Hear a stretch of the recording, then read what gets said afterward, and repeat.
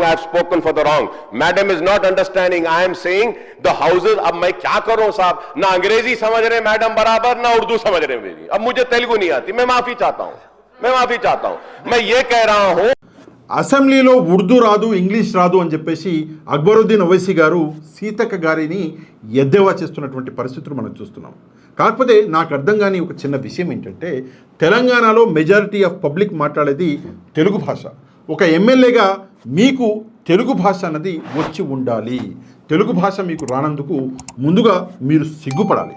అట్లాంటిది ఈరోజు ఉర్దూ రాదు, ఇంగ్లీష్ రాదు అని చెప్పేసి ఒక మహిళా మంత్రిని పట్టుకొని మీరు ఎద్దేవా చేస్తున్నారు అంటే నిజంగా ఇది సిగ్గుచేటు. ముందుగా తెలుగు నేర్చుకోండి. లేదు నేను నేర్చుకోలేను, నాకు తెలుగు రాదు అంటే నార్త్ ఇండియాకి వెళ్ళిపోండి. అక్కడ ఏదో ఒక కాన్స్టిట్యున్సీ చూసి అక్కడి నుంచి పోటీ చేసుకోండి. అక్కడ అందరికీ ఉర్దూ వస్తుంది, ఇంగ్లీష్ వస్తుంది. మీకు సరిపడ్డ నాయకులందరూ అక్కడే ఉన్నారు. దయచేసి మీలాంటి వాళ్ళు తెలంగాణకి అవసరం లేదు. వెళ్ళిపోండి రాష్ట్రం వదిలిపెట్టి.